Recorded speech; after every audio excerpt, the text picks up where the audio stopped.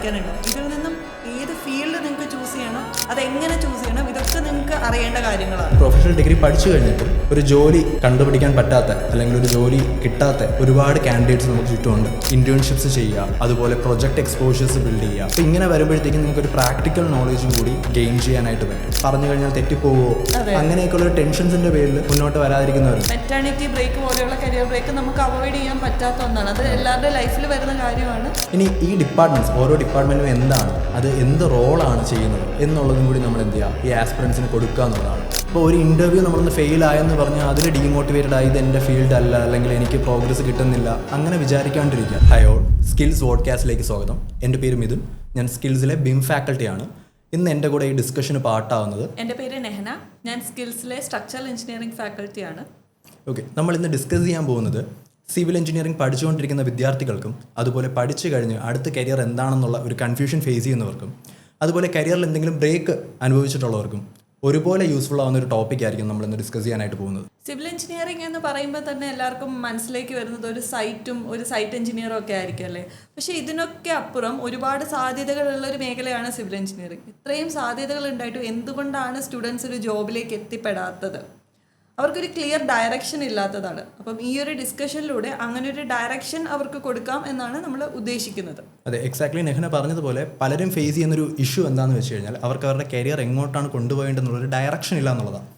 അതായത് നമ്മളിപ്പോൾ ഇൻഡസ്ട്രിയിൽ എന്തൊക്കെ തരത്തിലുള്ള കരിയർ ഓപ്പർച്യൂണിറ്റീസ് ഉണ്ട്, ഇൻഡസ്ട്രി എന്താണ് ഒരു കാൻഡിഡേറ്റിൽ നിന്ന് എക്സ്പെക്ട് ചെയ്യുന്നത്, അവർക്ക് എങ്ങനെയൊക്കെ അതിലോട്ട് എത്തിപ്പെടാൻ പറ്റും, അതുപോലെ നമുക്കിപ്പോൾ ഒരു സോഫ്റ്റ്വെയർ സ്കില്ലുണ്ടെങ്കിൽ അത് നമുക്ക് എത്രത്തോളം ഒരു അഡീഷണൽ ആയിട്ടുള്ള ഒരു അഡ്വാൻറ്റേജ് ആണ്. പേഴ്സണാലിറ്റി ഡെവലപ്മെൻറ്റും ആറ്റിറ്റ്യൂഡും, ലൈക്ക് നമ്മളൊരു ഇൻ്റർവ്യൂവിനെ എങ്ങനെ ഫേസ് ചെയ്യണം, ഇതൊക്കെ ഇമ്പോർട്ടൻ്റ് ആയിട്ടുള്ള കാര്യമാണ്. അതുപോലെ നിങ്ങൾ ഏത് ഫീൽഡ് ചൂസ് ചെയ്യണം. ബിടെക് സിവിൽ എന്ന് പറയുമ്പോൾ നിങ്ങൾക്ക് ഒരുപാട് പേപ്പേഴ്സ് പഠിക്കാനുണ്ടാവും. ഇതിൽ നിന്നും ഏത് ഫീൽഡ് നിങ്ങൾക്ക് ചൂസ് ചെയ്യണം, അതെങ്ങനെ ചൂസ് ചെയ്യണം, ഇതൊക്കെ നിങ്ങൾക്ക് അറിയേണ്ട കാര്യങ്ങളാണ്. ഒരു സ്റ്റുഡൻറ്റിൻ്റെ ഇൻട്രസ്റ്റിനനുസരിച്ചിട്ട് അവർക്ക് എത്തിപ്പെടേണ്ട സ്ഥലം ആദ്യം ഫിക്സ് ചെയ്യുക, പിന്നെ അതിലേക്ക് വേണ്ടിയിട്ടുള്ള ഓപ്ഷൻസ് അവർ ഗെയിൻ ചെയ്യുക എന്നുള്ളതാണ്. സ്കിൽസ് അപ്ഡേറ്റ് ചെയ്യുക, അതിലോട്ട് എത്തിപ്പെടുക എന്നുള്ളതാണ്. സോ ഇങ്ങനെയുള്ള കാര്യങ്ങൾ നമുക്ക് ഇന്നത്തെ ഈ ഒരു സെഷനിലൂടെ ഡിസ്കസ് ചെയ്ത് പോവാം. സോ നമുക്ക് ആദ്യം മനസ്സിലാക്കേണ്ട, അല്ലെങ്കിൽ ആദ്യം നമുക്ക് ഡിസ്കസ് ചെയ്യേണ്ട ഒരു കാര്യം എന്താണെന്ന് വെച്ച് കഴിഞ്ഞാൽ, നമ്മളിപ്പോൾ പറയുന്നത് പോലെ സിവിൽ എഞ്ചിനീയറിംഗ് എന്ന് പറയുന്നത് നമ്മൾ പറയുമ്പോൾ എന്താ ഒരു പ്രൊഫഷണൽ ഡിഗ്രിയാണ്. പക്ഷേ ഇപ്പോൾ ഫേസ് ചെയ്യുന്നൊരു കാര്യം എന്താണെന്ന് വെച്ച് കഴിഞ്ഞാൽ, ഒരു പ്രൊഫഷണൽ ഡിഗ്രി പഠിച്ചു കഴിഞ്ഞിട്ടും ഒരു ജോലി കണ്ടുപിടിക്കാൻ പറ്റാത്ത അല്ലെങ്കിൽ ഒരു ജോലി കിട്ടാത്ത ഒരുപാട് കാൻഡിഡേറ്റ്സ് നമുക്ക് ചുറ്റുമുണ്ട്. അതിൻ്റെ ഒരു മെയിൻ റീസൺ എന്താണ്?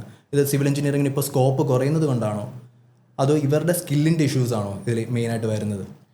ആക്ച്വലി നമുക്ക് സിവിൽ എഞ്ചിനീയറിംഗ് ഒരിക്കലും സ്കോപ്പ് ഇല്ലാത്തൊരു ഫീൽഡ് എന്ന് പറയാൻ പറ്റത്തില്ല. പലപ്പോഴും നമുക്ക് തോന്നുന്നൊരു തെറ്റിദ്ധാരണയാണെന്ന് തോന്നുന്നു സിവിൽ എഞ്ചിനീയറിംഗ് എന്ന് പറയുന്നത് ഒരു സ്കോപ്പ് ഇല്ലാത്ത ഫീൽഡാണെന്ന്. നമ്മളിപ്പോൾ നമ്മുടെ ചുറ്റും തന്നെ നോക്കിക്കഴിഞ്ഞാൽ ഡെവലപ്മെൻറ്റ്സ് നടന്നുകൊണ്ടിരിക്കുകയാണ്. ഒരിക്കലും ഒരു ഡെവലപ്മെൻറ്റ് അതിൻ്റെ പീക്കിൽ എത്തത്തില്ല. ഓരോ ജനറേഷൻ വരുന്തോറും ഡെവലപ്മെൻറ്റ്സ് മുന്നോട്ട് തന്നെ പൊയ്ക്കൊണ്ടിരിക്കും. ഇപ്പോൾ ഇൻഫ്രാസ്ട്രക്ചർ പ്രോജക്റ്റ് ആയാലും ഹൈവേ ആയാലും മെട്രോ ആയാലും, ജസ്റ്റ് നമ്മളിപ്പോൾ നമ്മുടെ ട്രിവാൻഡ്രത്തും കൊച്ചിയിലൊക്കെ ഒരു ഡ്രൈവിന് പോയിട്ട് വരുമ്പോൾ തന്നെ ഒരുപാട് ഹൈ റൈസ് പ്രോജക്ട്സ് നമുക്ക് കാണാൻ പറ്റും. അപ്പോൾ പ്രോജക്ട്സ് ഒരുപാടുണ്ട്. പക്ഷെ ശരിക്കുള്ള പ്രോബ്ലം എന്താണെന്ന് വെച്ച് കഴിഞ്ഞാൽ നമ്മൾ ഫ്രഷ് ഗ്രാജുവേറ്റ്സ് അല്ലെങ്കിൽ ഒരു കരിയർ ബ്രേക്കൊക്കെ വന്നവർ അവർക്ക് തിരിച്ചൊരു ജോലിയിലേക്ക് എത്തിപ്പെടാൻ പറ്റുന്നില്ല.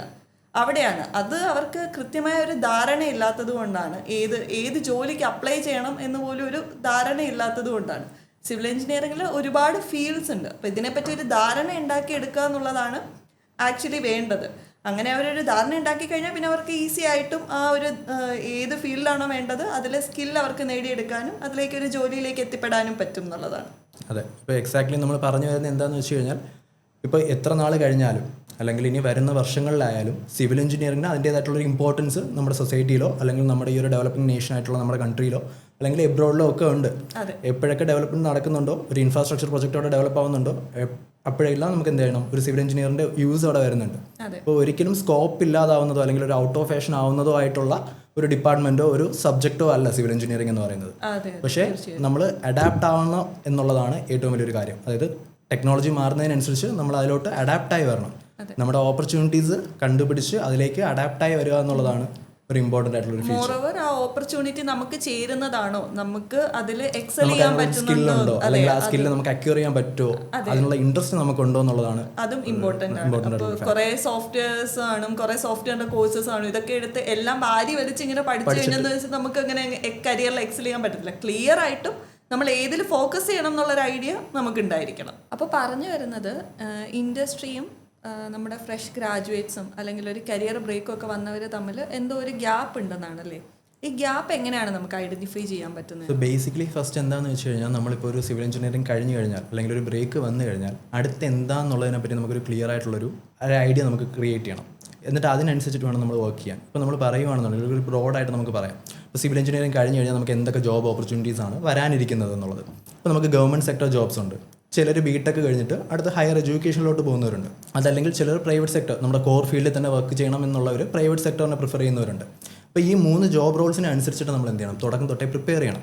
ഇപ്പോൾ ഗവൺമെൻറ് ജോബോ അല്ലെങ്കിൽ ഒരു ഹയർ സ്റ്റഡീസോ ആണ് നോക്കുന്നതെന്നുണ്ടെങ്കിൽ അതിനനുസരിച്ചുള്ള എക്സാംസിന് വേണ്ടിയിട്ട് നമ്മൾ എന്ത് ചെയ്യുക, ആദ്യം തൊട്ടേ പ്രിപ്പയർ ചെയ്യുക. ഇപ്പോൾ PSC ആവാം, SSC ആവാം, അതല്ലെങ്കിൽ ഇപ്പോൾ ഹയർ സ്റ്റഡീസ് ആണെങ്കിൽ ഗേറ്റ് നോക്കുന്നവരുണ്ട്. അപ്പോൾ ഇങ്ങനെയുള്ള കാര്യങ്ങളിലോട്ട് നിങ്ങൾ എന്ത് ചെയ്യുക, പ്രിപ്പയർ ചെയ്യുക. നമുക്കിപ്പോൾ ഫോക്കസ് ചെയ്യാൻ പറ്റുന്നത് നമ്മുടെ തേർഡ് സെക്ടറായിട്ടുള്ള നമ്മുടെ പ്രൈവറ്റ് സെക്ടറിൽ വരുന്ന കാര്യങ്ങൾ എന്തൊക്കെയാണ്, അല്ലെങ്കിൽ അതിൽ വരുന്ന ജോബ് ഓപ്പർച്യൂണിറ്റീസ് എന്തൊക്കെയാണെന്നുള്ളതാണ്. അതെ, ഇപ്പോൾ നമ്മൾ പ്രൈവറ്റ് സെക്ടറിലേക്ക് പോവുകയാണെന്നുണ്ടെങ്കിൽ അതിൽ ഡിഫറെൻറ്റ് ഡിപ്പാർട്ട്മെൻറ്റ്സ് ഉണ്ട്. ഫസ്റ്റ് നമ്മൾ ഈ ഡിപ്പാർട്ട്മെൻറ്റ്സ് ഏതൊക്കെയാണ് എന്ന് മനസ്സിലാക്കണം. ഈ ഡിപ്പാർട്ട്മെൻറ്റ്സ് മനസ്സിലാക്കി കഴിഞ്ഞാൽ പിന്നെ നമുക്ക് ഈസിയാണ് ഈ ഡിപ്പാർട്ട്മെൻറ്റിൽ ഏത് ഡിപ്പാർട്ട്മെൻറ്റാണ് നമുക്ക് ആപ്റ്റ് ആയിട്ടുള്ളതെന്ന് മനസ്സിലാവണം. അതായത് ഏതിലേക്ക് പോയാലാണ് നമുക്ക് എക്സൽ ചെയ്യാൻ പറ്റുകയെന്ന് നോക്കണം. ഇനി ഈ ടീമിൽ, ഈ ഒരു ഡിപ്പാർട്ട്മെൻറ്റിൽ നമുക്ക് മെമ്പർ ആയി കഴിഞ്ഞാൽ ആവശ്യമായിട്ടുള്ള സ്കിൽസ് നമുക്ക് ഉണ്ടോ എന്ന് നോക്കുക എന്നുള്ളതാണ് അടുത്തത്. ഈ സ്കിൽസ് ഉണ്ടെങ്കിൽ നമുക്ക് ആക്ച്വലി ജോബ് കിട്ടാൻ ഈസിയാണ്. ഇൻ കേസ് ഈ സ്കിൽ ഇല്ല എന്നുണ്ടെങ്കിൽ നമ്മൾ അതിൽ അപ്പ് സ്കിൽ ചെയ്യുക, എന്നിട്ട് നമ്മളൊരു എംപ്ലോയറിനെ അപ്രോച്ച് ചെയ്യുക. അപ്പം അവർക്ക് ആവശ്യമായ ആൾക്കാരെ കിട്ടും, റൈറ്റ് ടാലൻസിനെ കിട്ടും. അങ്ങനെയാകുമ്പോൾ നമുക്ക് ജോലി കിട്ടാൻ ഈസി ആയിരിക്കും. നമ്മുടെ റെസ്യൂമേഴ്സ് കുറച്ചും കൂടി പ്രൊജക്റ്റ് ചെയ്ത് നിൽക്കുകയും ചെയ്യും. അതെ ആക്ച്വലി ഇപ്പോൾ നമ്മൾ ഇൻഡസ്ട്രി നോക്കുവാണെങ്കിൽ അവർക്കും ടാലൻസിനെ ആവശ്യമുണ്ട്. ഇവിടെ നമ്മൾ ജോലി ഇല്ല എന്ന് പറയുന്നത് പോലെ തന്നെ അവരും ആൾക്കാരെ നോക്കിയിട്ട് അവർ പറയുന്ന റൈറ്റ് ആയിട്ടുള്ള ആൾക്കാരെ കിട്ടുന്നില്ല എന്നുള്ളതാണ്. റൈറ്റ് കാൻഡിഡേറ്റ്സിനെ അവർക്ക് വേണ്ട വർക്ക് ചെയ്യാൻ എലിജിബിൾ ആയിട്ടുള്ള ആൾക്കാരെ അവർക്ക് കിട്ടുന്നില്ല. അപ്പോൾ നമ്മളൊരു റൈറ്റ് കാൻഡിഡേറ്റ് ആവുക എന്നുള്ളതാണ് അതിൻ്റെ ഒരു സൊല്യൂഷൻ. നമ്മളിപ്പോൾ ഓൾറെഡി എസ്റ്റാബ്ലിഷ് ചെയ്തു പ്രൈവറ്റ് സെക്ടറിൽ ഡിഫറെൻറ്റ് ഡിപ്പാർട്ട്മെൻറ്റ്സ് ഉണ്ടെന്നുള്ളത്. ഇനി ഈ ഡിപ്പാർട്ട്മെൻറ്റ്സ്, ഓരോ ഡിപ്പാർട്ട്മെൻറ്റും എന്താണ്, അത് എന്ത് റോളാണ് ചെയ്യുന്നത് എന്നുള്ളതും കൂടി നമ്മൾ എന്ത് ചെയ്യുക, ഈ ആസ്പിറൻസിന് കൊടുക്കുക എന്നുള്ളതാണ്. സോ എന്തായിരിക്കും അതൊക്കെ? അത് ബെറ്റർ എനിക്ക് തോന്നുന്നു നമുക്കൊരു എക്സാമ്പിൾ വെച്ചിട്ട് എക്സ്പ്ലെയിൻ ചെയ്യാം. ഓക്കെ, അപ്പം ഞാനും മിഥുനും ഒരു കമ്പനിയുടെ ഓണറാണെന്ന് വെച്ചാൽ നമ്മളുടെ മനസ്സിലൊരു പ്രോജക്റ്റ് ഐഡിയ ഉണ്ട്. നമുക്കൊരു ഹൈ റൈസ് പ്രോജക്റ്റ് തന്നെ എക്സാമ്പിളായിട്ട് എടുക്കാം.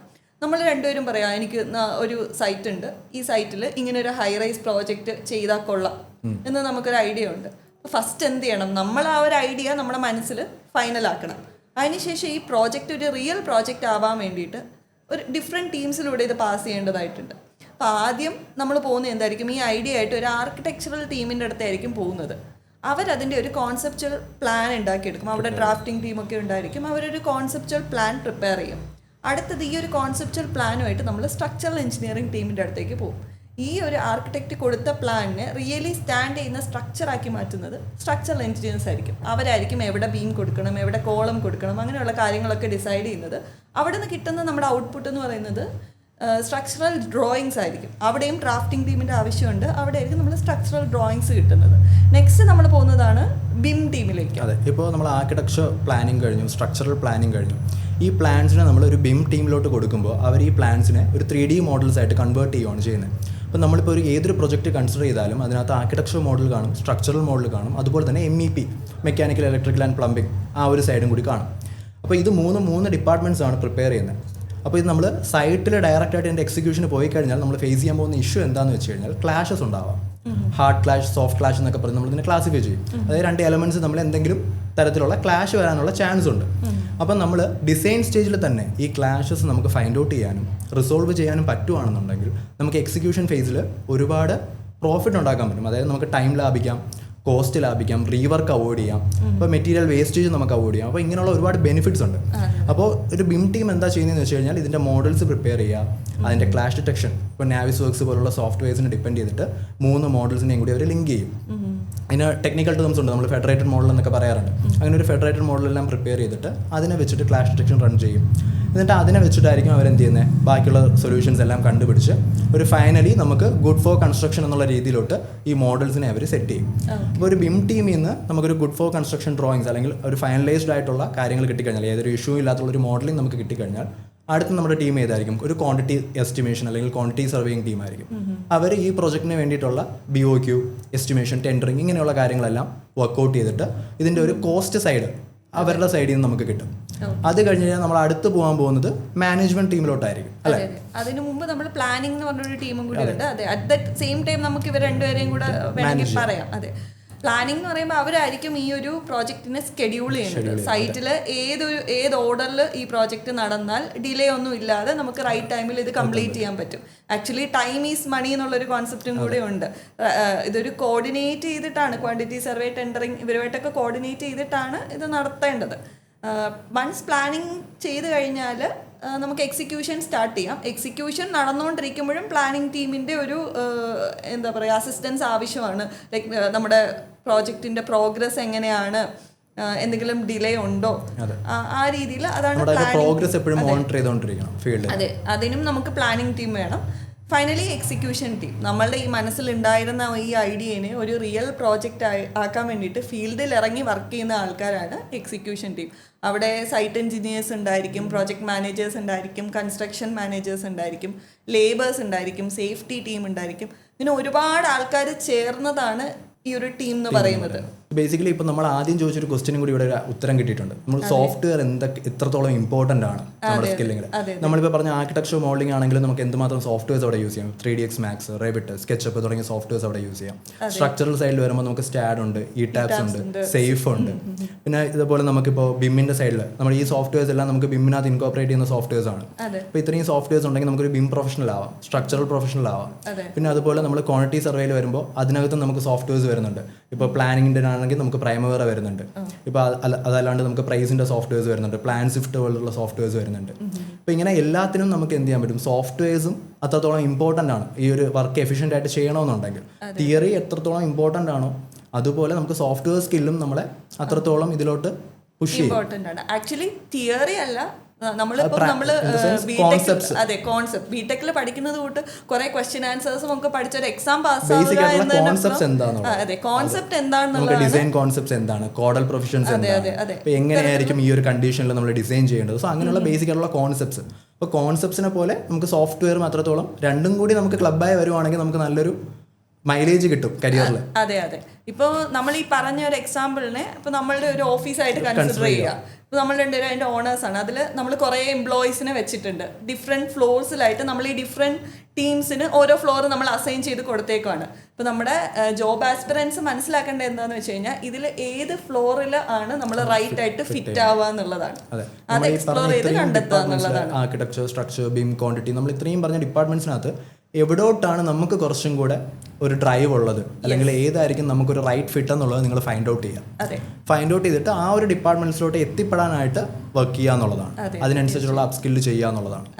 അപ്പോൾ നമ്മൾ ഓൾറെഡി എസ്റ്റാബ്ലിഷ് ചെയ്തു സിവിൽ എഞ്ചിനീയറിംഗിനകത്ത് ഇത്ര ഡിപ്പാർട്ട്മെന്റ്സ് ഉണ്ട്. അപ്പോൾ ഏത് ഡിപ്പാർട്ട്മെന്റ്സിലോട്ടാണോ ആസ്പിറൻസിന് താല്പര്യമുള്ളത് അതിനനുസരിച്ചിട്ട് അവരെന്ത് ചെയ്യുക, സ്കില്ലപ്പ് ചെയ്യുക, അതിലോട്ട് കയറുക എന്നുള്ളത്. പക്ഷേ അടുത്തൊരു ഇമ്പോർട്ടൻറ്റ് ക്വസ്റ്റ്യൻ എന്താണെന്ന് വെച്ച് കഴിഞ്ഞാൽ ആ റൈറ്റ് ഡിപ്പാർട്ട്മെന്റ് അല്ലെങ്കിൽ ആ ഒരു റൈറ്റ് ഡൊമൈൻ അവരെങ്ങനെ ഫൈൻഡ് ഔട്ട് ചെയ്യും എന്നുള്ളതാണ്. അപ്പോൾ അതിനെ പറ്റിയിട്ടായിരിക്കും നമുക്ക് തന്നെ ഒരു അടുത്തൊരു ഐഡിയ കൊടുക്കേണ്ടി വരുന്നത്. അത് ആക്ച്വലി വളരെ റെലവൻ്റ് ആയിട്ടുള്ളൊരു കാര്യമാണ്. നമ്മുടെ പല ജോബ് ആസ്പിറൻസിനും അല്ലെങ്കിൽ സിവിൽ എഞ്ചിനീയേഴ്സിനും ഒരു കൺഫ്യൂഷൻ ഉള്ളൊരു കാര്യവുമായിരിക്കും അത്. നമുക്ക് ഒറ്റയടിക്ക് അങ്ങ് പറയാൻ പറ്റത്തില്ല ഞാൻ ഈ ഒരു ജോബ് റോളിലാണ് സ്യൂട്ട് ആവുക എന്നുള്ളത് നമുക്ക് പറയാൻ പറ്റത്തില്ല. സോ കരിയറിൻ്റെ ഒരു ഇനീഷ്യൽ സ്റ്റേജിൽ അല്ലെങ്കിൽ പഠിച്ചുകൊണ്ടിരിക്കുമ്പോൾ തന്നെ നമ്മൾ ചെറിയ രീതിയിലൊന്ന് എക്സ്പ്ലോർ ചെയ്യുക എന്താണ് ഫീൽഡ് എന്നുള്ളത്. ഫോർ എക്സാമ്പിൾ ഇപ്പം സൈറ്റിൽ ഓടി നടന്ന ആൾക്കാരെ മാനേജ് ചെയ്യാനൊക്കെ ഇഷ്ടമുള്ള ഒരു ഓപ്പൺ എയറിൽ ഒരു സൈറ്റിൽ വർക്ക് ചെയ്യാൻ ഇഷ്ടമുള്ള ഒരാളെ പിടിച്ചിട്ട് ഒരു ഓഫീസിൽ കൊണ്ടിരുത്തി ഒരു ലാപ്ടോപ്പും കൊടുത്ത് അയാളോട് വർക്ക് ചെയ്യാൻ പറഞ്ഞാൽ അയാൾ മോസ്റ്റ് ഓഫ് ദ ടൈം അതെ അയാൾ ഉറങ്ങുമായിരിക്കും ചെയ്യുന്നത്. അയാൾക്ക് വർക്ക് ചെയ്യാൻ പറ്റുന്നുണ്ടാവില്ല. അതിലായിരിക്കും കുറച്ചും കൂടി ശോഭിക്കാൻ പറ്റുന്നത്. ആൾക്കാരെ കോർഡിനേറ്റ് ചെയ്യുക. അതെ അതെ.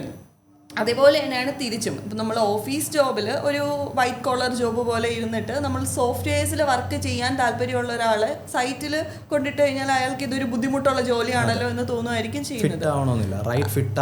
അതെ അതെ. അപ്പോൾ നമ്മൾ ആദ്യം ജസ്റ്റ് ഒന്ന് എക്സ്പ്ലോർ ചെയ്യുക ത്രൂ സൈറ്റ് വിസിറ്റ്സ്, ഇന്റേൺഷിപ്സ്, അല്ലെങ്കിൽ നമ്മൾ കുറച്ച് എക്സ്പേർട്സുമായിട്ടും ഒക്കെ ഇൻട്രാക്ട് ചെയ്തിട്ട് എന്താണ് ഫീൽഡ് എന്നുള്ളത് മനസ്സിലാക്കുക എന്നുള്ളതാണ്. ഇതിൽ ഇമ്പോർട്ടൻ്റ് ആയിട്ടുള്ളൊരു കാര്യം എന്ന് വെച്ച് കഴിഞ്ഞാൽ നമ്മളുടെ ഒരു ജോലിയാണ്. നമ്മൾ ലൈഫ് ലോങ് ലൈഫ് ലോങ് ചെയ്യേണ്ട ഒരു ജോലിയാണ്, നമ്മുടെ ഒരു കരിയർ പാത്ത് ചൂസ് ചെയ്യുക. അപ്പോൾ നമുക്കതിൽ എക്സൽ ചെയ്യാൻ പറ്റുമോ എന്നുള്ളത്, അതിൽ പെർഫോം ചെയ്യാൻ പറ്റുമോ എന്നുള്ളത് നോക്കി അതിൽ കണ്ടിന്യൂ ചെയ്യുക എന്നുള്ളതാണ്. കരിയറിൻ്റെ തുടക്കത്തിലൊക്കെ നമുക്ക് ഒരുപാട് മിസ്റ്റേക്സ് ഒക്കെ വരാം, അത് വളരെ സാധാരണമാണ്. ലൈക്ക് ഇപ്പോൾ നമ്മൾ ആദ്യമേ സൈറ്റാണ് എനിക്കിഷ്ടം എന്ന് പറഞ്ഞ സൈറ്റ് ചൂസ് ചെയ്ത് പോയിട്ടൊക്കെ ഉണ്ടാവാം. പക്ഷേ അത് കഴിഞ്ഞിട്ട് നമുക്ക് കരിയർ സ്വിച്ച് ചെയ്യാനുള്ള ഓപ്ഷനും ഉണ്ടല്ലോ. ഇപ്പോൾ ഓൾറെഡി സൈറ്റ് ചൂസ് ചെയ്തിട്ടുണ്ടെങ്കിൽ അതിൽ വിഷമിക്കേണ്ട ആവശ്യമൊന്നുമില്ല. നമുക്ക് കുറച്ച് സ്കിൽ സെറ്റ് അക്വയർ ചെയ്ത് കഴിഞ്ഞാൽ മതി. കുറച്ചൊന്ന് അപ്സ്കിൽ ചെയ്ത് കഴിഞ്ഞാൽ അവർക്ക് ഇഷ്ടമുള്ള ഒരു മേഖലയിലേക്ക് അവർക്ക് സ്വിച്ച് ചെയ്യാനായിട്ട് പറ്റും എന്നുള്ളതാണ്. നമുക്കിപ്പോൾ ഒരു പ്രൊഫഷൻ അത് ഫിറ്റ് ആവുന്നില്ലെന്ന് കണ്ടു കഴിഞ്ഞാൽ അടുത്ത് എന്താണ് നമ്മുടെ അഫിനിറ്റി, അല്ലെങ്കിൽ അടുത്ത് എന്തിലോട്ടായിരിക്കും നമുക്ക് കുറച്ചും കൂടെ ബെറ്റർ ആയിട്ട് പെർഫോം ചെയ്യാൻ പറ്റുന്നത് എന്നുള്ളത് ഐഡന്റിഫൈ ചെയ്യാം. അതിലോട്ട് ഷിഫ്റ്റ് ചെയ്യാനുള്ള കാര്യങ്ങൾ നോക്കാം. നമ്മൾ നിന്നിട്ട് അങ്ങോട്ട് മാറണമെന്ന് പറഞ്ഞാൽ ഉടനെ നടക്കത്തില്ല. പക്ഷെ നമ്മൾ അങ്ങോട്ട് ചേഞ്ച് ആവാൻ നമുക്ക് എന്തൊക്കെ കാര്യങ്ങൾ നമ്മൾ പഠിക്കണം, അല്ലെങ്കിൽ എന്തൊക്കെ നമ്മൾ ബെറ്റർ ആവണം, ആ ഒരു ക്വാളിറ്റീസ് മനസ്സിലാക്കിയിട്ട് ബെറ്റർ ആയതിനു ശേഷം എന്ത് ചെയ്യാം, നമുക്ക് ആ ഒരു കരിയർ സ്വിച്ച് ചെയ്യാം. എല്ലാവരും ചെയ്യുന്ന കാര്യമാണ്, ഇപ്പോൾ നമ്മുടെ ഇൻഡസ്ട്രിയിൽ ഭയങ്കര കോമണുമാണത്. സ്റ്റുഡൻസ് ചെയ്യാന്നുള്ളത് ആദ്യം സൈറ്റ് വിസിറ്റ്സ് ചെയ്യുക, ഇന്റേൺഷിപ്സ് ചെയ്യുക, എക്സ്പേർട്സുമായിട്ടും സംസാരിക്കുക. പിന്നെ ഇതുപോലുള്ള സെഷൻസ് ഒക്കെ കാണുമ്പോൾ ഉറപ്പായിട്ടും കുറച്ചൊരു ഐഡിയ കിട്ടും. അതൊക്കെ ചെയ്ത് ഒരു ഐഡിയ ഉണ്ടാക്കിയിട്ട് ജോബ് റോൾ ചൂസ് ചെയ്യുക എന്നുള്ളതാണ്. ഷോർട്ടായിട്ട് പറയുവാണെങ്കിൽ എക്സ്പ്ലോർ ചെയ്ത് മനസ്സിലാക്കുക എന്താണ് കറക്റ്റ്. അതെ. നമ്മളിപ്പോൾ എങ്ങനെ ഒരു ഡൊമൈൻ ചൂസ് ചെയ്യാം എന്ന് ഓൾറെഡി ഡിസ്കസ് ചെയ്ത് കഴിഞ്ഞു അല്ലേ. അപ്പോൾ നമ്മളൊരു ഡൊമൈൻ ചൂസ് ചെയ്ത് കഴിഞ്ഞു. അങ്ങനെയാണെങ്കിൽ നമ്മൾ പിന്നെ ഈ ഡൊമൈനിലേക്ക് എത്തിപ്പെടാൻ വേണ്ടി ഫോക്കസ് ചെയ്യേണ്ട സ്കിൽസ് എന്തൊക്കെയാണെന്നൊന്ന് പറഞ്ഞാലോ. സോ ബേസിക്കലി ഫസ്റ്റ് നമ്മൾ മനസ്സിലാക്കേണ്ടത്, ഇപ്പോൾ സ്കിൽസ് എന്ന് പറയുമ്പോൾ സ്റ്റുഡൻസ് നോർമലി വിചാരിക്കുന്ന ഒരു കാര്യം ഒരു സോഫ്റ്റ്വെയർ ആണ്, അല്ലെങ്കിൽ ഒരു സോഫ്റ്റ്വെയർ സ്കിൽ എന്നുള്ളതാണ് അവർ സ്കില്ലായിട്ട് എടുക്കുന്നത്. സോ ബേസിക്കലി ഒരു സോഫ്റ്റ്വെയർസിനെ മാത്രമല്ല നമ്മൾ സ്കിൽസ് എന്ന് പറയുന്നത്. നമുക്കിപ്പോൾ ഏതൊരു ഡൊമൈനിലോട്ടാണോ നമ്മൾ പിക്ക് ചെയ്യുന്നത് ആ ഡൊമൈനിനെ പറ്റിയിട്ടുള്ളൊരു ബേസിക് അണ്ടർസ്റ്റാൻഡിങ് നമുക്ക് വേണം. അതിനകത്ത് വരുന്ന ടെക്നിക്കൽ സൈഡ് ആയാലും പ്രാക്ടിക്കൽ നോളജസ് ആയാലും, അതുപോലെ നമുക്ക് എങ്ങനെയാണ് നമ്മുടെ ഐഡിയാസ് കമ്മ്യൂണിക്കേറ്റ് ചെയ്യുക, തമ്മിൽ നമുക്ക് കമ്മ്യൂണിക്കേറ്റ് ചെയ്യണമല്ലോ. നമുക്കൊരു ബെറ്റർ ആയിട്ടൊരു വർക്ക് ഫീൽഡിൽ വർക്ക് ചെയ്യണമെന്നുണ്ടെങ്കിൽ കമ്മ്യൂണിക്കേഷൻ ഒരു കീ ആണ്. ഇതിൻ്റെ കൂടെയാണ് സോഫ്റ്റ്വെയർ വരുന്നത്. ഇത്രയും ചേർന്നാലേ ഒരു കംപ്ലീറ്റ് സ്കിൽ പാക്കേജ് നമുക്ക് ആവത്തുള്ളൂ. ഫോർ എക്സാമ്പിൾ പറയുവാണെങ്കിൽ നമ്മളിപ്പോൾ ഒരു സ്ട്രക്ചറൽ ഡിസൈനിൻ്റെ ഫീൽഡ് എടുക്കുവാണ്. അങ്ങനെ ഉണ്ടെന്നുണ്ടെങ്കിൽ നമുക്ക് കോഡൽ പ്രൊഫഷൻസ് എന്താണെന്നുള്ളത് അറിയണം, എങ്ങനെ അത് ഡിസൈൻ ചെയ്യാന്നുള്ളത് അറിയണം, ഇപ്പോൾ ഒരു സ്ട്രക്ചറിൽ കൂടി ലോഡ് എങ്ങനെ പാസ്സാവുന്നത് തൊട്ടുള്ള ബേസിക് ആയിട്ടുള്ള എല്ലാ കാര്യങ്ങളും അറിയണം. അതിൻ്റെ കൂടെയാണ് നമുക്ക് അതിനെ സപ്പോർട്ട് ചെയ്യുന്ന രീതിയിലുള്ള സോഫ്റ്റ്വെയർസ് വേണ്ടത്. ഇപ്പോൾ ഗിറ്റ് ആപ്സ് ആയാലും സേഫ് ആയാലും ഓട്ടോകേഡ് ആയാലും ഇപ്പോൾ സാപ്പ് ആയാലും അങ്ങനെയുള്ള സോഫ്റ്റ്വെയർസ് നമ്മുടെ അണ്ടർസ്റ്റാൻഡിങ് അല്ലെങ്കിൽ നമ്മുടെ നോളേജിനെ കുറച്ചും കൂടി സപ്പോർട്ട് ചെയ്യാനും നമുക്ക് കുറച്ചും കൂടി പുഷ് ചെയ്യാനും വേണ്ടിയിട്ടാണ് നമുക്ക് ഈ സോഫ്റ്റ്വെയറിൻ്റെ സൈഡിൻ്റെ യൂസ് വരുന്നത്. സിമിലർലി നമ്മളിപ്പോൾ ബിം ഫീൽഡ് പറയുവാണെങ്കിലും ബിമ്മിനെ ബേസ് ചെയ്തിട്ടുള്ള തിയറിയും കോൺസെപ്റ്റ്സും നമുക്ക് ക്ലിയർ ആവണം. അതായത് ബിമ്മിനകത്ത് ഇപ്പോൾ ഒരുപാട് ടെർമിനോളജീസ് ഉണ്ട്. BEP എന്താണ്, ബിം എക്സിക്യൂഷൻ പ്ലാൻ എന്താണ്, LODs എന്താണ്, ഓരോ സ്റ്റേജിലും ഏത് LOD ആയിരിക്കും നമുക്ക് യൂസ് ചെയ്യേണ്ടി വരുന്നത്, അങ്ങനെയുള്ള ബേസിക് ആയിട്ടുള്ള ഒരു അണ്ടർസ്റ്റാൻഡിങ് നമുക്ക് വേണം. അതിൻ്റെ കൂടെയാണ് നമുക്ക് ഈ സ്കിൽ സെറ്റ് റെലവൻ്റ് ആയിട്ട് വരുന്നത്. ഈ ഒരു അണ്ടർസ്റ്റാൻഡിങ് ഉണ്ടെങ്കിൽ നമുക്ക് ഈ പറയുന്ന ഓട്ടോകേഡ് ആയാലും റെവിറ്റ് ആയാലും നാവിസ് ആയാലും അതിൻ്റെ ഒരു ഫുൾ ഇതിൽ നമുക്ക് യൂസ് ചെയ്യാൻ പറ്റത്തുള്ളൂ. അപ്പം നമുക്ക് ഒരു നോളജ്, അത് നമുക്ക് ബേസിക് ആയിട്ട് നമ്മൾ എടുക്കുന്ന ഡൊമൈനിനെ പറ്റിയിട്ടുള്ളൊരു അണ്ടർസ്റ്റാൻഡിങ്ങും അതിൻ്റെ കൂടെ നമുക്ക് ഈ ഒരു സോഫ്റ്റ്വെയറിൻ്റെ സ്കില്ലും അതിൻ്റെ കൂടെ നമുക്ക് ആൾക്കാരുമായിട്ട് നമ്മുടെ ഐഡിയ കമ്മ്യൂണിക്കേറ്റ് ചെയ്യാനുള്ള ഒരു കേപ്പബിലിറ്റിയും കൂടി ഉണ്ടെങ്കിൽ നമുക്കൊരു കംപ്ലീറ്റ് സ്കില്ല് നമുക്ക് ഉണ്ടെന്ന് പറയാൻ പറ്റും. ഇത് മാത്രം പോരാ, നമ്മളിപ്പോൾ ഒരു പ്രൊഫഷണൽ എൻവയോൺമെന്റിൽ വർക്ക് ചെയ്യുകയാണെങ്കിൽ വളരെ അത്യാവശ്യമായിട്ടുള്ള സ്കില്ലാണ് കമ്മ്യൂണിക്കേഷൻ സ്കില്ല്. നമ്മളിപ്പോൾ ഭയങ്കര ഇംഗ്ലീഷിലൊന്നും സംസാരിക്കണം എന്നല്ല, പക്ഷെ നമ്മുടെ ടീമിനോട് നമ്മൾ ഉദ്ദേശിക്കുന്ന കാര്യങ്ങൾ കൃത്യമായിട്ട് നമുക്ക് കമ്മ്യൂണിക്കേറ്റ് ചെയ്യാൻ കഴിയണം. അതുപോലെ പ്രൊഫഷണലി എങ്ങനെ ബിഹേവ് ചെയ്യണം, ഒരു പ്രൊഫഷണൽ ബിഹേവിയർ എന്താണെന്നുള്ളത് മനസ്സിലാക്കണം.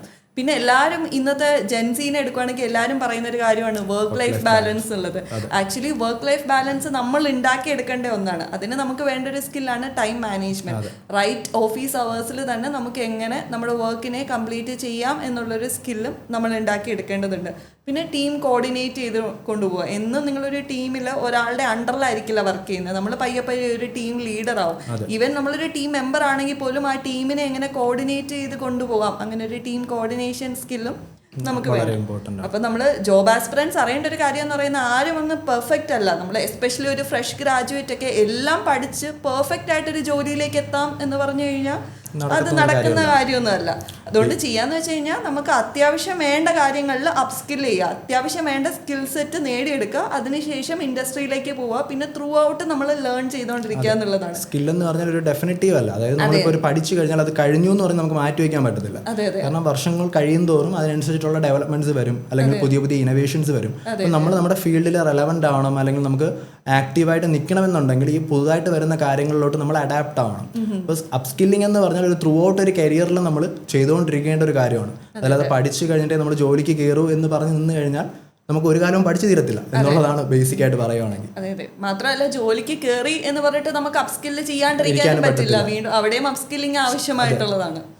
അപ്പോൾ അങ്ങനെയാണ് നമുക്ക് ഒരു സ്കിൽ സെറ്റ് ഡെവലപ്പ് ചെയ്തെടുക്കാൻ പറ്റുന്നത്. ഇൻഡസ്ട്രി റെഡി ആവാനായിട്ട് ബേസിക്സ് സ്ട്രോങ് ആക്കുക, അതുപോലെ അപ്സ്കില്ല് ചെയ്യുക. ഇത് രണ്ടും വളരെ ഇമ്പോർട്ടൻ്റ് ആണെന്നുള്ളത് നമ്മൾ ഓൾറെഡി ഡിസ്കസ് ചെയ്തു. അതെ അതെ. പിന്നെ അടുത്ത് നമുക്ക് വരുന്ന ഒരു കാര്യം എന്താണെന്ന് വെച്ച് കഴിഞ്ഞാൽ, ഇപ്പോൾ നമ്മുടെ റിയൽ പ്രൊജക്ട് എക്സ്പോഷർ അതുപോലെ ഇന്റേൺഷിപ്സ്, ഇത് രണ്ടും സ്റ്റുഡൻസിനെ എത്രത്തോളം ഹെൽപ്പ് ചെയ്യും ഇൻഡസ്ട്രിയിൽ റെലവൻ്റ് ആവാനായിട്ട്? സ്റ്റുഡൻസിനെ സംബന്ധിച്ചിടത്തോളം ഇന്റേൺഷിപ്സും റിയൽ പ്രോജക്റ്റും ആക്ച്വലി വളരെ ഇമ്പോർട്ടൻ്റ് ആണ്. കാരണം നമ്മൾ കോളേജിൽ പഠിക്കുന്നത് ക്ലാസ് റൂം കോൺസെപ്റ്റ്സ് ആണ്. ഈ കോൺസെപ്റ്റ്സ് ഒക്കെ ഇമ്പോർട്ടൻ്റ് ആണ്. പക്ഷേ ഈ കോൺസെപ്റ്റ് എങ്ങനെ ഒരു റിയൽ പ്രോജക്റ്റിൽ അപ്ലൈ ചെയ്യാം എന്ന് മനസ്സിലാക്കണം എന്നുണ്ടെങ്കിൽ നമ്മൾ ഇന്റേൺഷിപ്പ് അല്ലെങ്കിൽ റിയൽ പ്രോജക്റ്റ് എക്സ്പോഷർ കിട്ടിയാൽ മാത്രമേ പറ്റുള്ളൂ. ഇപ്പോൾ ഒരു എക്സാമ്പിൾ പറയുകയാണെങ്കിൽ, നമ്മുടെ ബിടെക് കരിക്കുലത്തിലും എംടെക് കരിക്കുലത്തിലും ഒക്കെ സോഫ്റ്റ്വെയർസ് ഉണ്ട്. ലൈക്ക് സ്റ്റാഡ് ഉണ്ട്, ഇ ടാപ്സ് ഉണ്ട്, ഓട്ടോക്യാഡ് ഉണ്ട്, അങ്ങനെയുള്ള സോഫ്റ്റ്വെയർസ് ഒക്കെ ഉണ്ട്. ഇതിൽ നമ്മൾ കുറേ എക്സസൈസസും ചെയ്യും. പക്ഷേ സ്റ്റുഡൻസിനോട് നമ്മളൊരു റിയൽ പ്രോജക്റ്റ് എടുത്തിട്ട് ഇതൊന്ന് മോഡൽ ചെയ്ത് തരാമോ എന്ന് ചോദിച്ചു കഴിഞ്ഞാൽ അവർക്ക് അതിനുള്ള ആ ഒരു കോൺഫിഡൻസ് ഉണ്ടാവില്ല. അപ്പോൾ ആ ഒരു കോൺഫിഡൻസ് കിട്ടണം എന്നുണ്ടെങ്കിൽ അവർ റിയൽ ആയിട്ടും ഇത് ചെയ്യുന്ന ഒരാളുടെ അടുത്ത് പോയിരുന്നിട്ട് ചെയ്യാന്നുള്ളതാണ്. നമ്മളൊരു ഓഫീസിൽ പോയി കഴിഞ്ഞാലാണ് എങ്ങനെ ഒരു ടീം എങ്ങനെയാണ് വർക്ക് ചെയ്യുന്നത്, എങ്ങനെയാണ് എന്തൊക്കെയാണ് നമ്മളുടെ കയ്യിൽ നിന്ന് കിട്ടേണ്ട ഔട്ട്പുട്ട്, ലൈക്ക് നമ്മളിത് പഠിച്ചു കഴിഞ്ഞ് ഒരു ജോലിയിൽ കയറി കഴിഞ്ഞാൽ നമ്മൾ എന്തൊക്കെയാണ് ചെയ്യുന്നത് എന്ന് നേരത്തെ ഒന്ന് കണ്ട് മനസ്സിലാക്കി വെക്കുന്നതാണല്ലോ ഇന്റേൺഷിപ്പ് എന്ന് പറയുന്നത്. അപ്പോൾ ഇന്റേൺഷിപ്സും റിയൽ പ്രോജക്റ്റും ആക്ച്വലി വളരെ ഇമ്പോർട്ടൻ്റ് ആയിട്ടുള്ള ഒന്നാണ്. സോ ബേസിക്കലി എന്താണെന്ന് വെച്ച് കഴിഞ്ഞാൽ, ഇപ്പോൾ ഇന്റേൺഷിപ്പിൻ്റെ കൂടെ നമുക്ക് ഒരു ക്ലാരിറ്റിയും കൂടി കിട്ടും. അതായത് നേരത്തെ നമ്മൾ പറഞ്ഞതുപോലെ ഏത് ഡൊമൈൻ ആയിരിക്കും റൈറ്റ് ഫിറ്റ് എന്നുള്ളൊരു കാര്യത്തിൽ എക്സ്പ്ലോർ ചെയ്യണമെന്ന് പറഞ്ഞല്ലോ. അതുപോലെ ഇപ്പോൾ ഈ ഇന്റേൺഷിപ്പ് ചെയ്യുവാണെന്നുണ്ടെങ്കിൽ ബേസിക്കലി അവർക്ക് ആ ഒരു കാര്യം അവിടെ നടക്കുന്നത്, അവർ ആ ഒരു ഇൻഡസ്ട്രിയിൽ തന്നെ വർക്ക് ചെയ്ത് നോക്കുവാണ്. അപ്പോൾ അവർക്ക് മനസ്സിലാവും ഇതെനിക്ക് സ്യൂട്ട് ആവുമോ എന്നുള്ളത്. അപ്പോൾ അങ്ങനെ ഒരു ക്ലാരിറ്റി കിട്ടാൻ നമ്മൾ ഇന്റേൺഷിപ്പ് ഹെൽപ്പ് ചെയ്യും. നേരത്തെ പറഞ്ഞ ഒരു എക്സ്പ്ലോറേഷന് ഹെൽപ്പ് ചെയ്യുന്ന ഒരു കാര്യമാണ് ഇന്റേൺഷിപ്പ് എന്ന് പറയുന്നത്. അതുപോലെ നമ്മളൊരു ഇൻഡസ്ട്രിയിൽ എങ്ങനെയാണ് ബിഹേവ് ചെയ്യേണ്ടത്, എങ്ങനെയായിരിക്കും അവിടുത്തെ ഒരു വർക്ക് ഫ്ലോ വരുന്നത്, എങ്ങനെയായിരിക്കും അവിടുത്തെ ഒരു ഹയറാർക്കിയെ നമ്മൾ റെസ്പെക്ട് ചെയ്യേണ്ടത്, ഇങ്ങനെയുള്ള കാര്യങ്ങളിൽ നമുക്ക് ഇന്റേൺഷിപ്പ് വളരെ വലിയൊരു ഉപകാരമായിരിക്കും ഈ സ്റ്റുഡൻസിന് കിട്ടാൻ പോകുന്നത് ചെയ്യുന്നതുകൊണ്ട്. പിന്നെ അതുപോലെ ഇപ്പോഴത്തെ ഒരു ട്രെൻഡ് എന്താണെന്ന് വെച്ച് കഴിഞ്ഞാൽ, നമ്മളിപ്പോൾ KTU ഒക്കെ വന്നതിന് ശേഷം ഈ ഒരു ആക്ടിവിറ്റി പോയിന്റ്സ് എന്ന് പറഞ്ഞിട്ടൊരു പരിപാടിയുണ്ട്. അപ്പോൾ എല്ലാവരും ഈ ഇന്റേൺഷിപ്പ് ചെയ്യുന്നത് ബേസിക്കലി എന്താ, ഈ ഒരു 5 പോയിന്റോ അല്ലെങ്കിൽ 10 പോയിന്റോ കിട്ടും, അവരുടെ ആക്ടിവിറ്റി പോയിന്റിലോട്ട് ഇത് ആഡ് ആവും എന്നുള്ളൊരു കോൺസെപ്റ്റിനെ ബേസ് ചെയ്തിട്ട് മാത്രമാണ്. പക്ഷെ അങ്ങനെയുള്ളവരടുത്ത് എനിക്ക് പറയാനുള്ളത്, അല്ലെങ്കിൽ നമുക്ക് പറയാനുള്ളത് എന്താണെന്ന് വെച്ച് കഴിഞ്ഞാൽ, ഇത് ചെയ്യുമ്പോൾ ജസ്റ്റ് ഒരു ആക്ടിവിറ്റി പോയിന്റ് എന്നുള്ള ഒരു കോൺസെപ്റ്റിൽ ചെയ്യാതെ നമുക്കിത് പഠിക്കാൻ പറ്റും എന്നുള്ള രീതിയിൽ, അല്ലെങ്കിൽ ഇതിലോട്ടൊരു എക്സ്പോഷറാണ് നമുക്ക് കിട്ടുന്നത്. അപ്പം നമ്മൾ റെലവൻ്റ് ആയിട്ട് നിന്ന് പഠിക്കുക, എന്തെങ്കിലും ഡൗട്ട്സ് ഉണ്ടെങ്കിൽ അത് ചോദിക്കുക. കാരണം നമ്മൾ നേരത്തെ പറഞ്ഞതുപോലെ ക്ലാസ് റൂമിലിരുന്ന് പഠിക്കുന്നതിനെക്കാട്ടിയും കുറച്ചും കൂടി എക്സ്പീരിയൻസ്ഡ് ആയിട്ടുള്ള ആൾക്കാരാണ് ഈ ഫീൽഡിൽ വർക്ക് ചെയ്യുന്നത്. അല്ലെങ്കിൽ അവർക്ക് അതെ എങ്ങനെയായിരിക്കും ഈ ഒരു നോളജ് പ്രാക്ടിക്കൽ സെൻസിൽ യൂസ് ചെയ്യാൻ പറ്റുന്നുള്ളത് നല്ലൊരു അറിവുള്ളവരായിരിക്കും നിൽക്കുന്നത്. അപ്പോൾ അവരുടെ നിന്ന് എത്രത്തോളം നമുക്ക് ആ ഒരു ഷോർട്ട് പീരീഡിൽ എടുക്കാൻ പറ്റുമോ അത്രയും നമ്മൾ എടുക്കുക, അവരുടെ അടുത്ത് ചോദിക്കുക, അവരെ പെസ്റ്റർ ചെയ്യുക, എന്ന് വെച്ചാൽ അവരെ ബുദ്ധിമുട്ടിക്കുക. ബുദ്ധിമുട്ടിച്ചാണെങ്കിലും നമ്മുടെ കാര്യം നടത്തുക എന്നുള്ളതാണ്. നമുക്ക് ഈ നോളജ് ആണ് കിട്ടേണ്ടത്, എങ്ങനെയായിരിക്കും ഇതെല്ലാം ഇൻഡസ്ട്രിയിൽ യൂസ് ആവുന്നത്. ബേസിക്കലി നമ്മൾ പറയുവാണെങ്കിൽ ഇന്റേൺഷിപ്സ് ഒരു സർട്ടിഫിക്കറ്റിന് വേണ്ടി ചെയ്യേണ്ട ഒന്നല്ല. നമ്മളുടെ ജോലി പഠിക്കാൻ വേണ്ടി തന്നെ നമ്മൾ പോയിരുന്ന് ചെയ്യുക. ഇപ്പൊ അവര് നമുക്ക് ഡ്രോയിങ്സ് എടുത്ത് കാണിച്ചില്ല എന്നുണ്ടെങ്കിൽ നമ്മൾ ചോദിക്കുക. കാരണം അവരവരുടെ തിരക്കിൽ വർക്ക് ചെയ്തുകൊണ്ടിരിക്കുമായിരിക്കും, നമ്മൾ അവിടെ പഠിക്കാൻ കൂടെ പോയി നിൽക്കുന്നവരാണ്.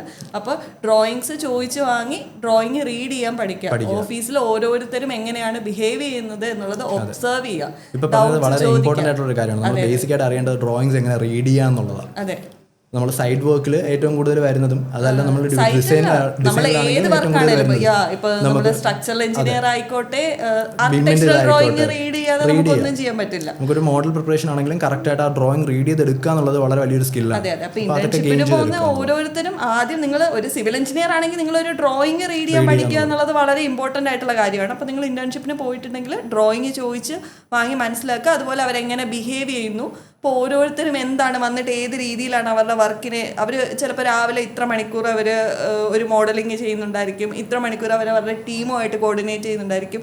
അങ്ങനെയുള്ള കാര്യങ്ങളൊക്കെ ഒബ്സർവ് ചെയ്ത് പഠിക്കുക. പിന്നെ എന്ത് ഡൗട്ട് ഉണ്ടെങ്കിലും ഹെസിറ്റേറ്റ് ചെയ്യാതെ ചോദിക്കുക. അവിടെ ഉള്ളവർക്ക് അറിയാം നിങ്ങൾ സ്റ്റുഡൻസ് ആണ്, നിങ്ങൾക്ക് ഇത്ര കോൺസെപ്റ്റ്സ് ഒക്കെ നിങ്ങൾക്ക് അറിയുള്ളൂ. പിന്നെ നമ്മൾക്കതിൽ നമ്മൾ പഠിക്കാൻ നിൽക്കുന്നവരാണ്, നമ്മൾ അതിലൊന്നും വിചാരിക്കേണ്ട കാര്യമില്ലല്ലേ. അതെ, അവരൊരു പ്രഷറിലാണ് നിൽക്കുന്നത്. അപ്പോൾ ചോദിക്കുമ്പോൾ എപ്പോഴും നമ്മളടുത്ത് ഭയങ്കര തേനേ പാലേ എന്നുള്ളൊരു സംസാരം ആയിരിക്കത്തില്ല. അവരുടെ പ്രഷറിനനുസരിച്ചിട്ടുള്ള രീതിയിലായിരിക്കും, അല്ലെങ്കിൽ അവർ ഇരിക്കുന്ന ആ ഒരു പ്രഷറിനനുസരിച്ചിട്ടായിരിക്കും അവർ ബിഹേവ് ചെയ്യുന്നത്.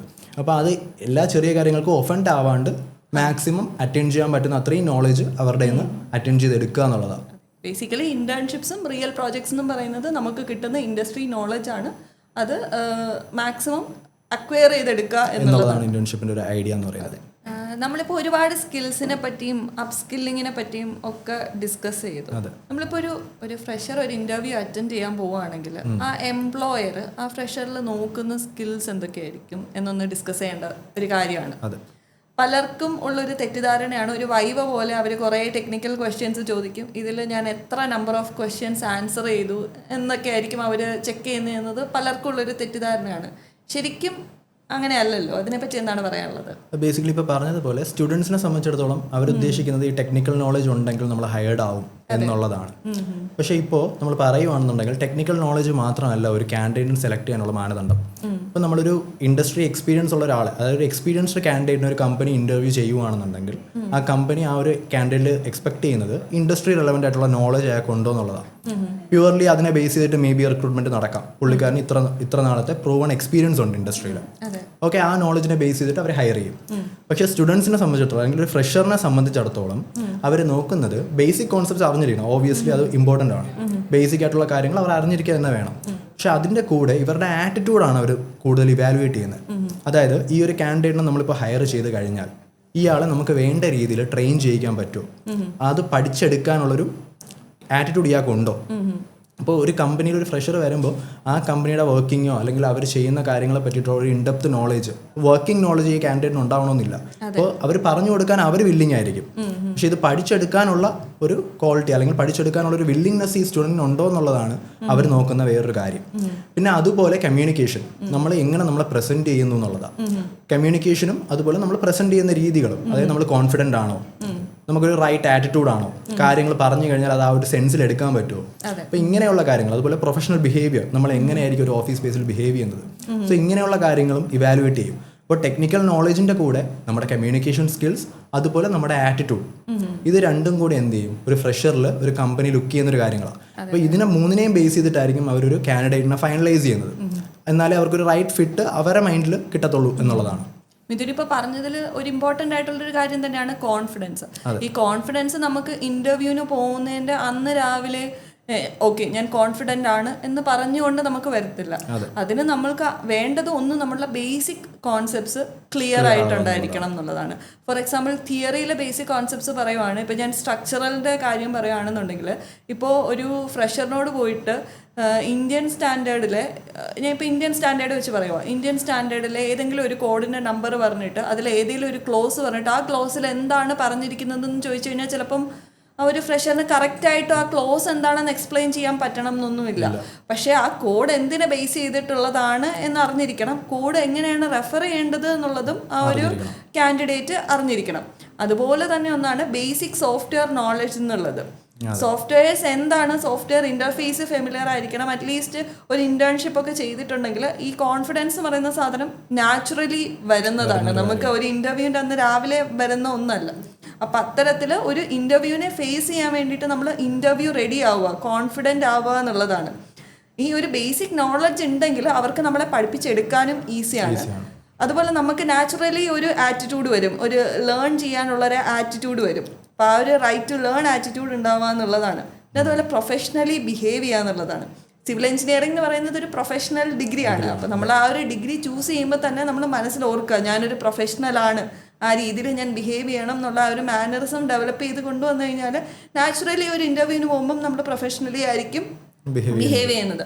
അപ്പോൾ ഈ ഒരു പ്രൊഫഷണലി ബിഹേവ് ചെയ്യുന്ന ഒരു ബേസിക് നോളജ് ഉള്ള സോഫ്റ്റ്വെയർ നോളജ് ഒക്കെ ഉള്ള ഒരാളെ കണ്ടു കഴിയുമ്പോഴത്തേക്ക് അവർക്കും തോന്നും, ഈ ഒരു ഗ്രാജുവേറ്റിനെ നമ്മൾ ടീം മെമ്പർ ആക്കി കഴിഞ്ഞാൽ നമുക്കതൊരു അസറ്റ് ആയിരിക്കും.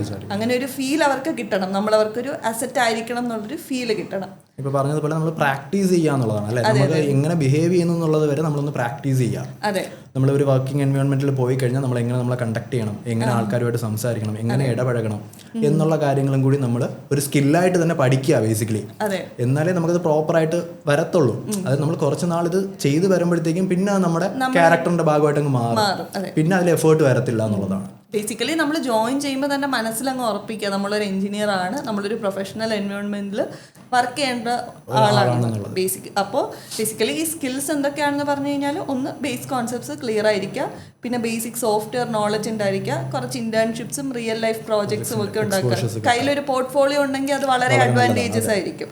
പിന്നെ പ്രൊഫഷണൽ ബിഹേവിയർ എങ്ങനെയാണെന്ന് നോക്കുക, കമ്മ്യൂണിക്കേഷൻ സ്കിൽ, കറക്റ്റ് ഗ്രാമറൊക്കെ കറക്റ്റ് ആക്കിയിട്ട് ഇംഗ്ലീഷ് സംസാരിക്കണം എന്നല്ല, പക്ഷെ ഒരു മീറ്റിംഗ് എങ്കിലും അറ്റൻഡ് ചെയ്യാനുള്ള കഴിവുണ്ടോ എന്നുള്ള ആ ഒരു സ്കില്ല് ഡെവലപ്പ് ചെയ്തെടുക്കുക. ചോദിക്കുമ്പോൾ നമ്മളൊന്ന് ആക്റ്റീവായി നിൽക്കുക എന്നുള്ളതാണ്. ചിലർ ഭയങ്കര ഒരു മീറ്റിംഗ് വിളിച്ചു കഴിഞ്ഞാലും ഭയങ്കര ഒതുങ്ങിക്കൂടി നിൽക്കുക, അല്ലെങ്കിൽ സ്വന്തം ഒപ്പീനിയൻസ് പുട്ട് ഫോർത്ത് ചെയ്യാതെ നിൽക്കുക എന്നുള്ള ഇതുണ്ട്. ചിലപ്പോൾ നല്ല ഐഡിയാസ് ഉള്ള ആൾക്കാരായിരിക്കും. അതെ അതെ, ഒരു ഫ്രൈറ്റിന്റെ പേരിലോ അല്ലെങ്കിൽ പറഞ്ഞു കഴിഞ്ഞാൽ തെറ്റിപ്പോവോ അങ്ങനെയൊക്കെയുള്ള ഒരു ടെൻഷൻസിന്റെ പേരിൽ മുന്നോട്ട് വരാതിരിക്കുന്നവരുണ്ട്.